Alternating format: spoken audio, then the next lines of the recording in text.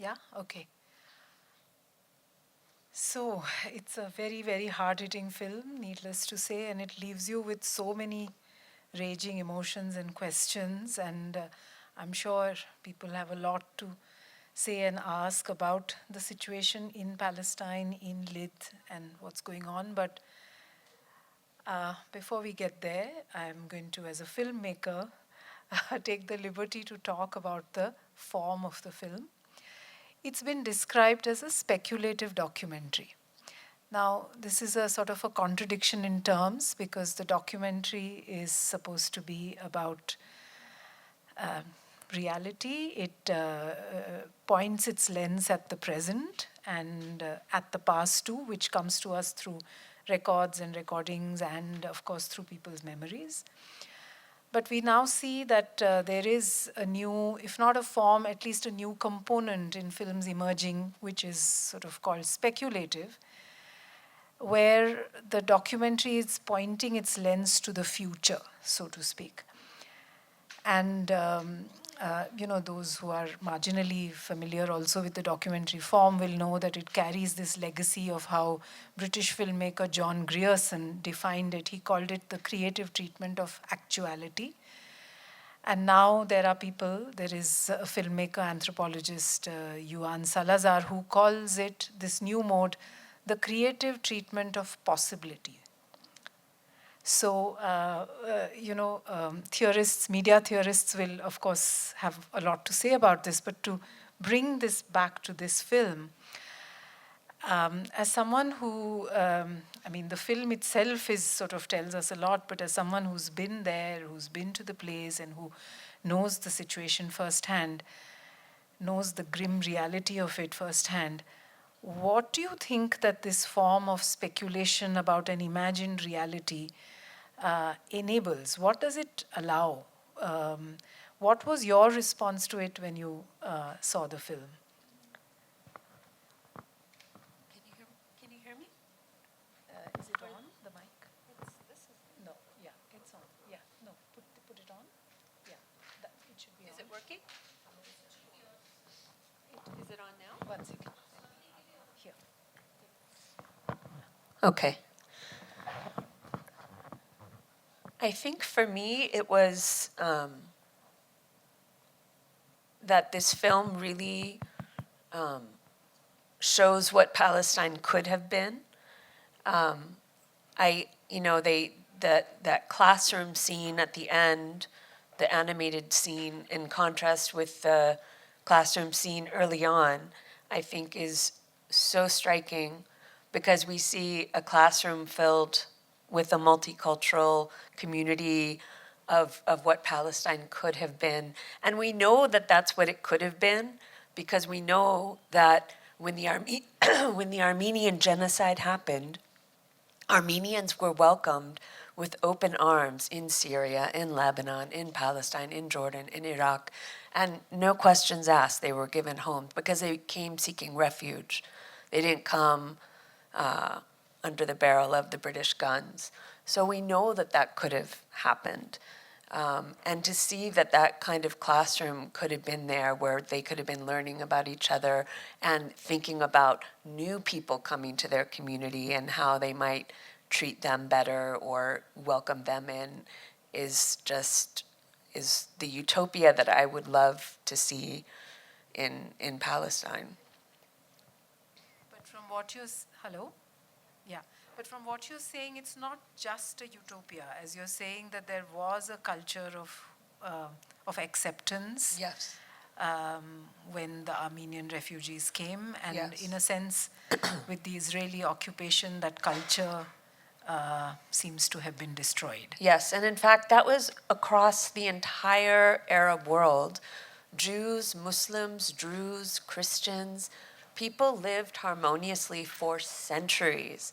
There were little flare-ups here and there from time to time, but until European Jews came and colonized Palestine, there was nothing like that. If you talk to people, for example, from the Baghdadi Jewish community, when they were forcibly uprooted from their homes and forced to go to Israel in the 1950s, and ask them about the before and after, what their lives were like. I mean, there's no comparison. Yeah.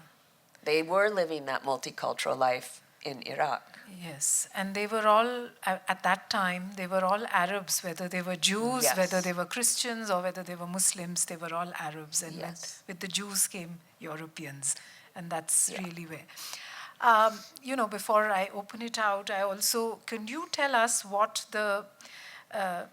what we see in the film, which is, I mean, the city has been given this feminine voice. And I remember reading in an interview where it's unfortunate the filmmakers couldn't join us, but one of the filmmakers, Sarah Emma Friedland, says in an interview that she chose to give the city a sort of a feminine persona because cities are conquered and they're occupied, and that's the parallels between space, city, and a woman and her body are sort of very apparent. So she chose to give it that feminine voice.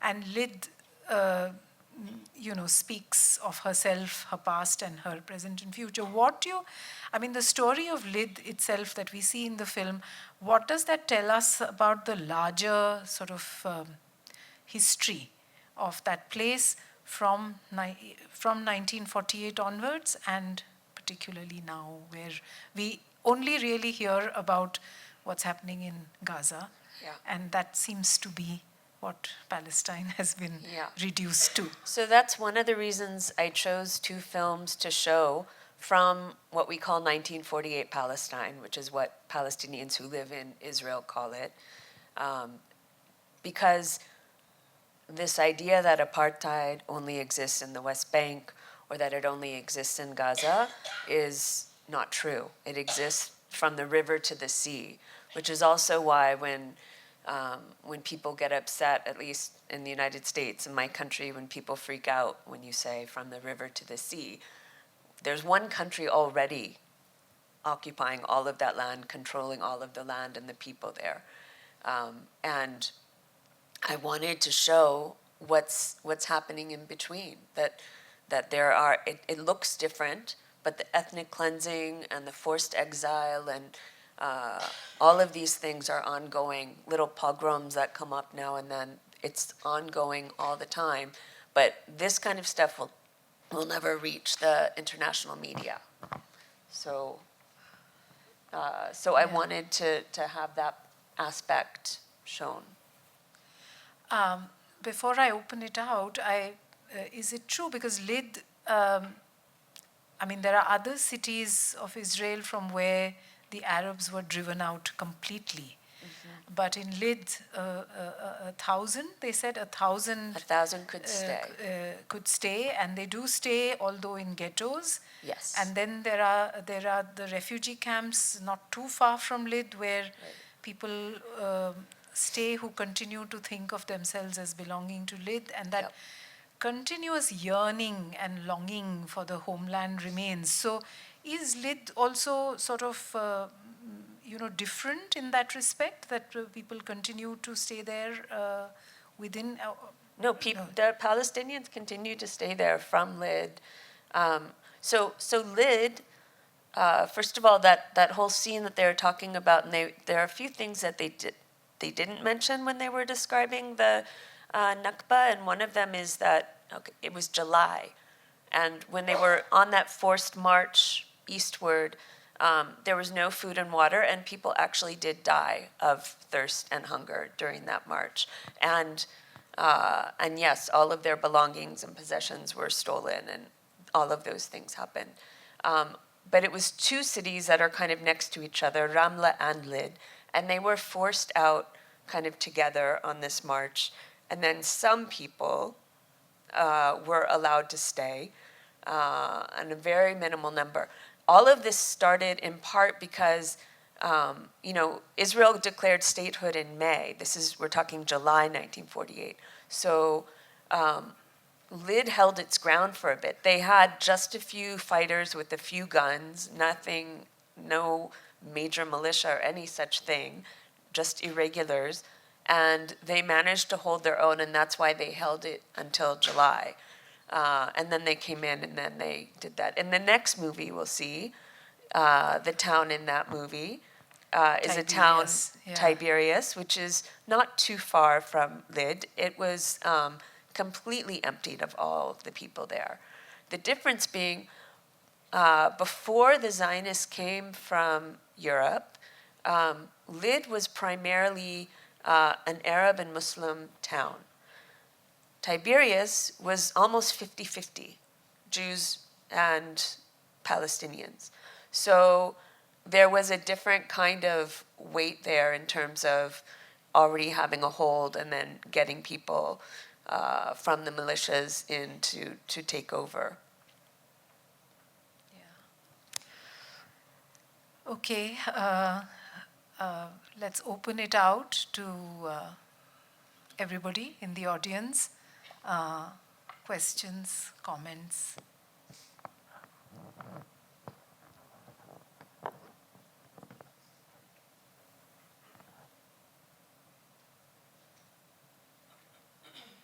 Yeah, there's somebody there.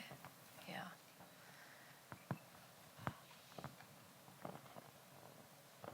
Hi. So at one point, the teacher asked the students, how do you think we could share our privilege? And that really makes us wonder. A lot of us globally really support Palestine, but in what way do you think we could support effective change? How could we share our privilege?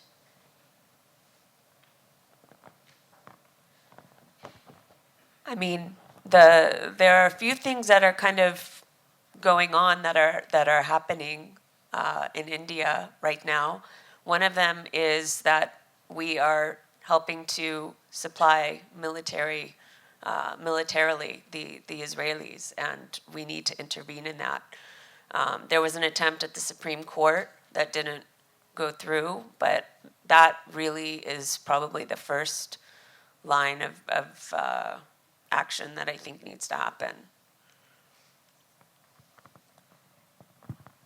Yeah, I think, to sort of bridge what you're saying also and what you asked, it's,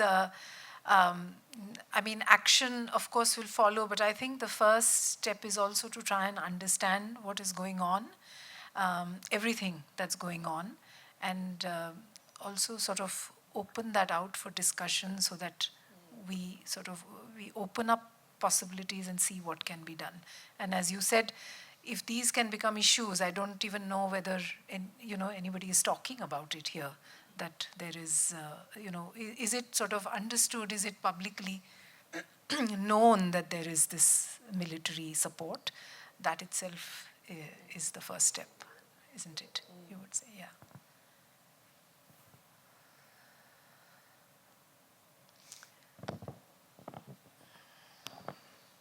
Hello. Thank you for bringing these films to us. I've always been very curious about the state of the United Nations, especially all the way since Nakba. And now, of course, we get to read, but I don't think we know it all. So if you could throw some light on it, because in the film there was a very little mention about the UN and the creation of the settlements, basically.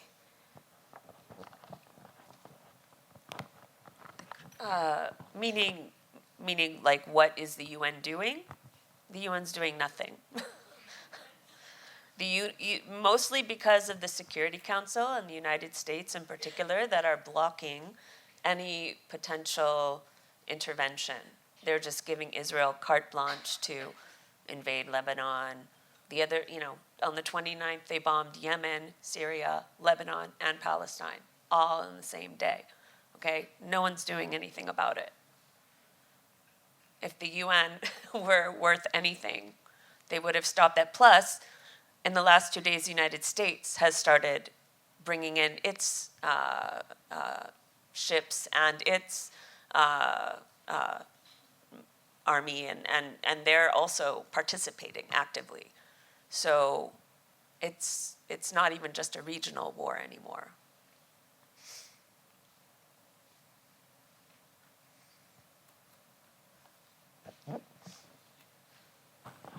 Was LYD part of Judea and Samaria? LYD, was it part of Judea and Samaria? You're using biblical words, so Right now it's West Bank. so I don't use biblical language because biblical language is referring to, in the same way I wouldn't use like mythological work in India to describe land geography in India. Those are not terms that are acknowledged by the world. They're religious terms. So Okay, before the Arabs came to LYD, who was actually living there? The Arabs are native to LYD. they're no? the indigenous They are the population. indigenous people of LYD, of that No, entire that's region. after Islam came 1,400 years ago. No, Islam is a religion. Yeah, that's what I'm saying. Arabs are a race. They are a people who were always living there. Yep. And But what was their religion before 1,400 years ago? So originally, all the people in that region were polytheists. They worshipped sun gods, they worshipped water, they were, like most people around the world, they were polytheistic people.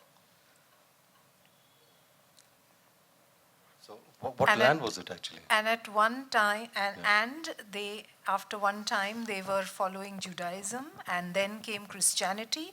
And we have to remember that Jesus Christ was an Arab Jew.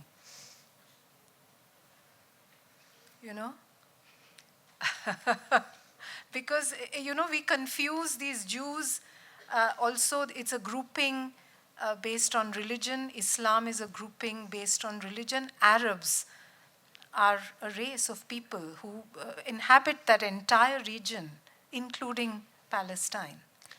The Jews who left at one time, not because of Islam, but because of other reasons, the Romans, were Arabs, but the according to Jews who you- returned were Europeans. So there was that big cultural So what divide. according to you is Palestine? Palestine is everything between the river and the sea. Which The river and border from 1948. I would also just like to say this is exactly why I think it's useful to read Gandhi's letter to the Jews from 1938, where he says very specifically that the Bible is not a geographical tract on which to put colonial boundaries on. He was very clear about that. It's his birthday. It might be worth rereading.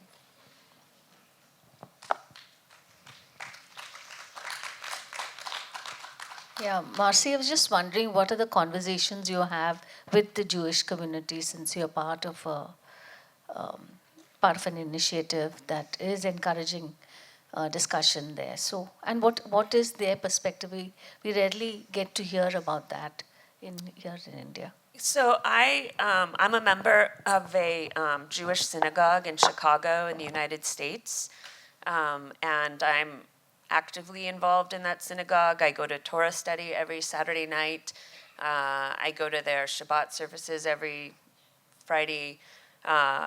Saturday morning here because of the time difference. And tomorrow is our Jewish New Year, and I will be attending their services for that as well. And I'm very fortunate to be a member of a synagogue that has, I think it's one of the first in America that has an anti-Zionist rabbi, and they have an anti-Zionist platform. And so when we read the Torah every week and we look at what is being said in that book, we discuss it with an eye towards what's happening right now. And there isn't dissent among us in this little enclave because we're all Jewish people who want to see a free Palestine, a liberated Palestine. So it's not like there are debates or anything. If you want to see that, you'd have to come to my family. And you'd see all of the arguments and whatever. But everyone is very deeply disturbed. Like last week's Torah portion had a line that we were discussing at length about choosing life. And I was really, really distraught because of the number of bombs that had dropped on Gaza and Lebanon that day. It was the same day that Syed Hassan Nasrallah was murdered. So, this idea of choosing life being in the Torah, telling us how to live our lives, and yet this state that claims to be here for all Jews around the world is choosing death every single minute of every day for the last year. So that's what we're talking about. Hi. I had a question about, there was this line in the movie where the lady says that we've given up, we've given up hope, we've just accepting things. And this issue sometimes seems so far removed for us that it's almost like that. You feel a lot of empathy, but you really wonder what you can do, because it's clearly not Israel at the end of the day. It's more the upholders of democracy in the world, and that vested interest of Israel as a pawn. And we all know that, like probably the US or the NATO, that really have to be brought to task. And them being on one side the upholders of liberty and democracy, and we looking up to them for that, and all of our synergies on foreign policy, and then also on the other hand, them using Israel as a pawn. It seems like a lost cause. It's almost like you're talking to a split personality as a nation or a group of nations. So what do we do in this case? I mean, we can watch a movie, feel empathy, but then go back and do what? I mean, and also a point to note is India as a government, it has a very small role to play in this, like in the constant, support for Israel. So I'm just curious to know, what do we do?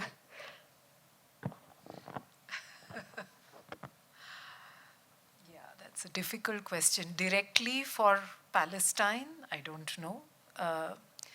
But you might sort of, there was a time when India had a clearer pro-Palestine policy. And Yasser Arafat was welcomed here, and we knew about him, we read about him, we read what he had to say. The whole struggle was very much there in the news, in our papers, and we read about it. Now things have changed. We no longer officially seem to be supporting the Palestinian cause even. So I don't know, thinking about what you can actually do to stop people bombing, and I don't know, that's a very difficult question to answer. But I think, finally, what is it that, recently I heard about film festivals in Europe at the Berlinale. Everybody is talking only about this. Filmmakers, they're not allowing things to just rest. They're saying, no, we can't just have our film festivals and pretend that all this is not happening. So they're using every platform that they have to talk about what they think needs to be talked about and is not being talked about. So I don't know, but I do feel that in India, all of us need to think about this, because if you read the history of our own relationship with this region, it has changed significantly for the worse. Yeah,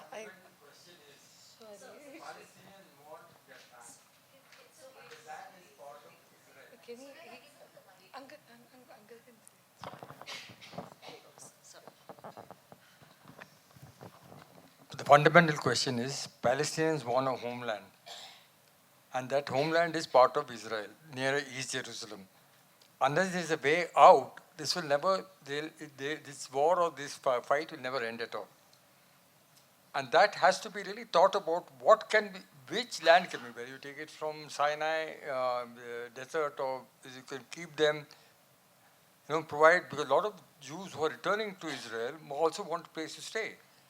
So that's the continuous conflict of housing for Jews and housing for Palestinians. And unless that can be solved without problem of movement, this will continue.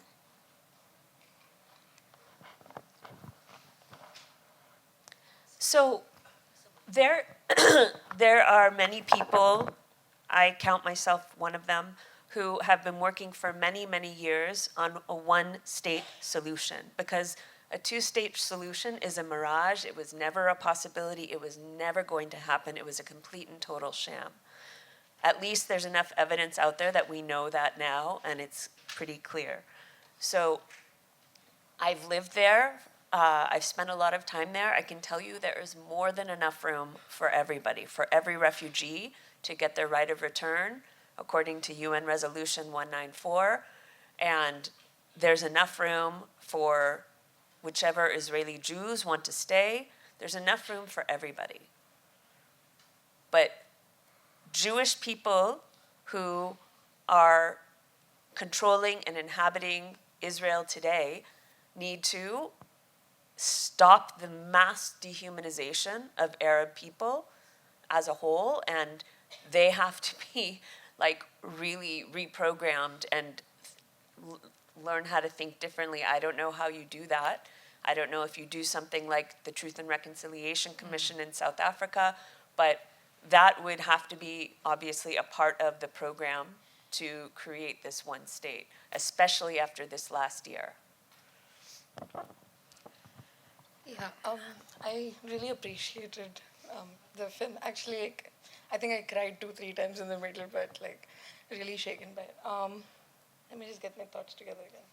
Yeah, so I just wanted to remind everyone, especially the question just before, about our role is pretty small, and right, our relationship with Palestine has changed over time. I just want to remind everyone that I think over I forgot the number, but 2,000 workers from India went to replace people in Palestine.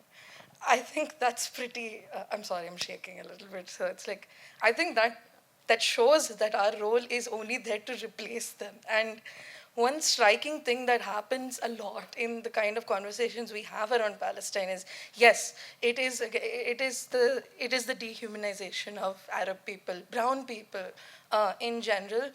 Also, it's also the fact that we don't talk about the fact that Europe is no longer ready to talk about what their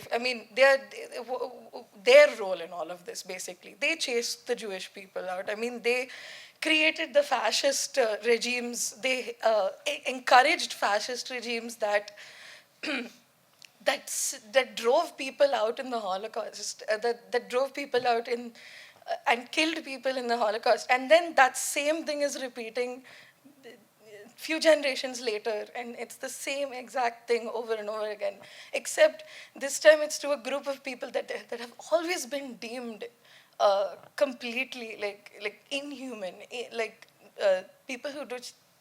I'm sorry, this is just an emotional thing to think about, because we need to hold the West accountable, and I'm saying it in front of you because I feel like you understand, it's like that we need to hold the West accountable a lot more than what we do now.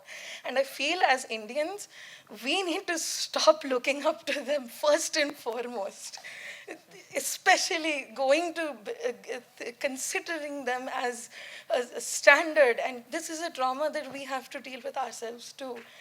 And we are connected in this with the Palestinians. We are there. So that's all I was trying to say.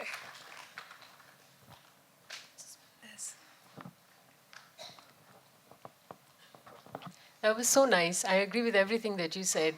And I just wanted to add something that the thing you said about the film festival, there was a film festival in Bangalore that was organized, which had Israel, which is collaborating with Israel, which had the consul general from Israel to South Africa as one of their chief invitees. But it was people, students who organized and protested against it that made the festival withdraw the invitation and cancel it. So we can do things within our own countries, within our cities, within our institutions. We can boycott. We can stand against Israel and the US. Especially when Israeli consulate is sponsoring cultural events, as they usually do, and they usually do it specifically to get you to look away from the crimes they're committing. Yeah, similarly, an Israeli film festival in Mumbai was also cancelled, again due to pressure. So how do you build public pressure? And that is up to us, because we are part of the public. Thank you, both. Thank you for that. I remember in 1982 when I went to Israel, I had to get my visa on a separate sheet of paper. That was to that I could not have it in my passport because Israel wasn't welcome in many countries, many other countries. So I had to get my visa on a separate sheet of paper. And from there, India was one of the first countries to recognize Palestine also. And when I went to Israel in 1982, I went with Leon Uris, Stars in My Eyes, Israel, etc. But it really you have to go there to understand the kind of racist, the racism is so obvious in every part of Israel, really. The Arab Jews are not considered any this one, and every student, every Israeli student, Jew, is taken to Yad Vashem, which is the museum of the Jewish Holocaust. Every student from first grade onwards is taken to Yad Vashem once in a year. So what do you expect will come out when they grow up? And I think something like that is happening now in India. I mean, like all of us are being, at least the young people, really. And other thing is, it's not just Palestine. Now it's Syria, Lebanon, and the Yemen. So every country around. So we should see, I don't know how many more countries will just disappear.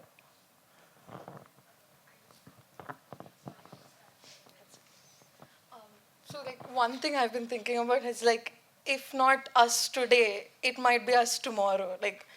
It will be, because that's the nature of colonialism. That's the nature of unaddressed colonialism, rather, because we've let this go on. Sorry, that's my last comment. I won't comment again.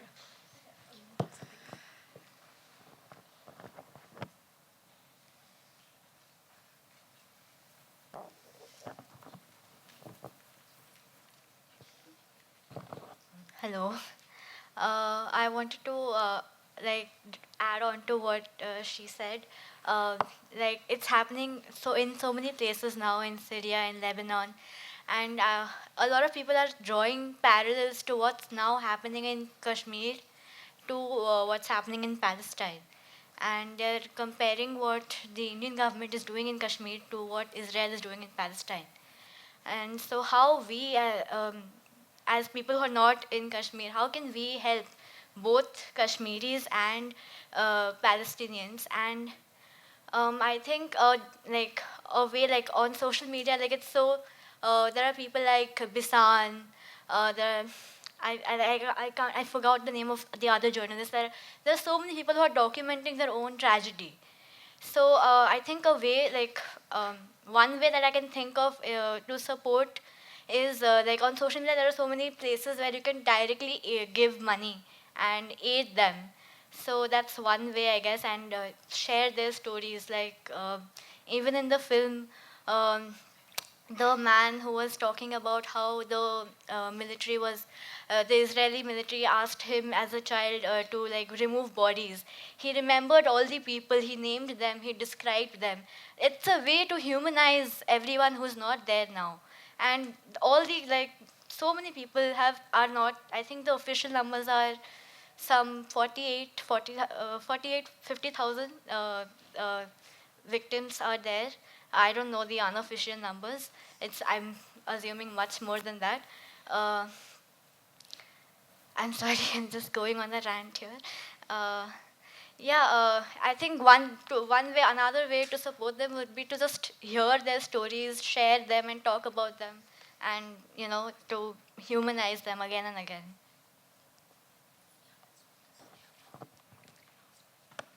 Yeah, there must be more questions. This is not really a question, but a reflection, really. That trauma of that kind is because you said he mentioned everybody's names. Trauma of that kind never goes away. He was 12 when this happened. He's close to, in his late 80s now. It never goes away because one is not just you remember, but as they say, it's that intergenerational trauma. No, it continues because you pass it on, and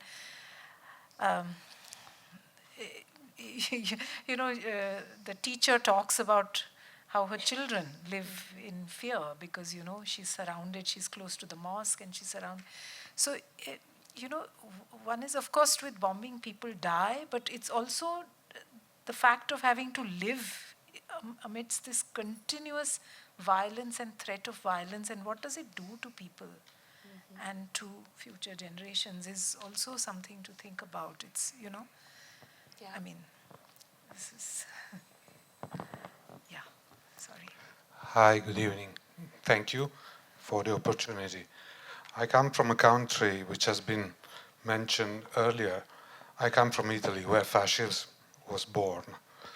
I love this country, India, and I've seen this country in the last 17 years in its different phases. What I want to say here is that the movie opened with the story of exile. Now, the story of that exile brought to my mind the exile which happened in 1947 when there was the, let's say, the liberation of India from the colonialism, and there were masses of people moving from one side to the other. And that was simply because of, call it religion, call it different point of view, call it political ideas, call it the way you want. There was a man at that time who was trying to build things together, put things together, and that's the same man we are celebrating today here in this country. What I see, which is happening in the recent history, but also in a very old history, is that whenever there is a territory which is appealed, there is destruction and then there is reconstruction, but the motor, the engine of all this is always the same, is hate, is not understanding the differences, is the incapability of melting together. The girl earlier said, what can we do? I love to think that I cannot play a big role in those events, but I can play a big role in my life. And that is not to make hate part of my life. I don't want to see differences as a problem. I want to see differences as richness. If we come on that, then we might have a choice. We might have a chance. If not, this story will go on and on and on. It can be Israel, it can be India, because many things are happening in India as well, or it can be Italy or any other part of the world. Thank you.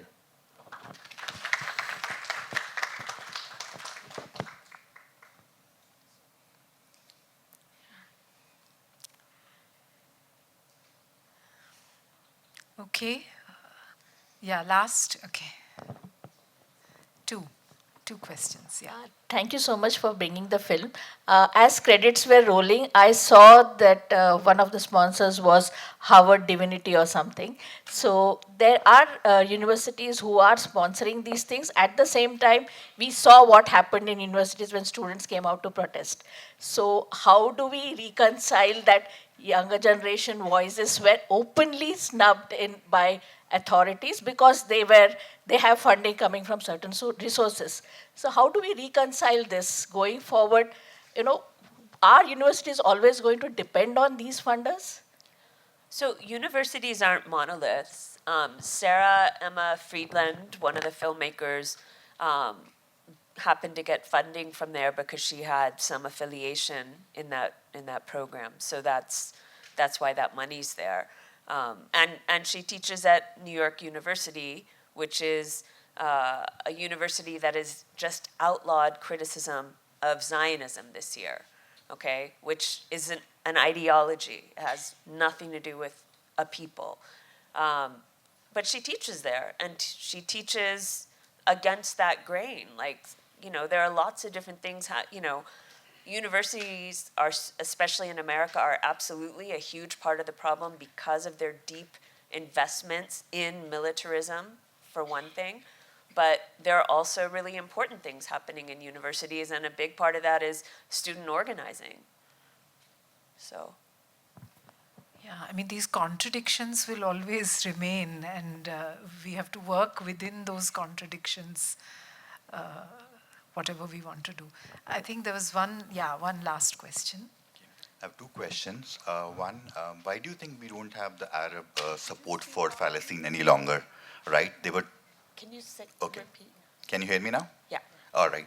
I think there were two previous wars which were fought for Palestine and Israel, right? And the Arab world fought along with Palestine, Egypt being Syria, Jordan probably, I don't remember the names. But now we see there's no Arab support for Palestine. That's lost. That's one. Why do you think that's the case? And second, with the event unfolding in the last couple of days with Iran getting directly involved, where do you see this sort of going forward? I hear some talks about, regime change in Iran, that's eminent, that being weakened with, with what's happening. So where do you see that going? So the reason why the Arab regimes are not fighting up, although their populations are 100% with Palestine, with Yemen, with Syria, with Lebanon, is because the United States, over the decades, has tied their hands through different peace treaties, starting with Egypt. See, one of the initial strategies to paralyze Palestinian liberation was to help make peace treaties between Israel and Arab states one by one, because the position had been before 1978 that they were all holding tight together. So with Egypt, and then along with that came millions of dollars in aid every year. In 1994, we get it with Jordan. And then, with Trump, we had these new ones from the Gulf. And every single one of these regimes making peace privately with Israel means that they're not going to step up and do anything. I mean, Jordan did something totally meaningless the other day, and they said, we're not going to export tomatoes. I mean, they could easily say, we'll rip up this agreement, but no, they didn't. But at the same time, Jordan's economy, they don't really have a lot of natural resources. I don't know what they would do without the millions of dollars that they get from the US as a result of that agreement. So I think a lot of people's hands are tied, and that's why they don't act. But the people on the ground, they 100% would want their regimes to tear up those agreements and end these treaties. I mean, this division of the Arab world in separate treaties has also been part of the strategy, because they had tried to unite in the past under Nasser, but not that it came to anything against the state of Israel, which had American backing even then.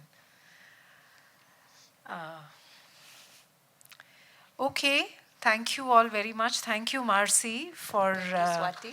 telling us more about the place. And it's always, we miss at such times the filmmakers' presence, because, it's always really, really useful to talk to them. They couldn't make it. There is a time difference, plus they've been busy. Sarah was teaching. She said teaches right now. at this time, so they couldn't join us.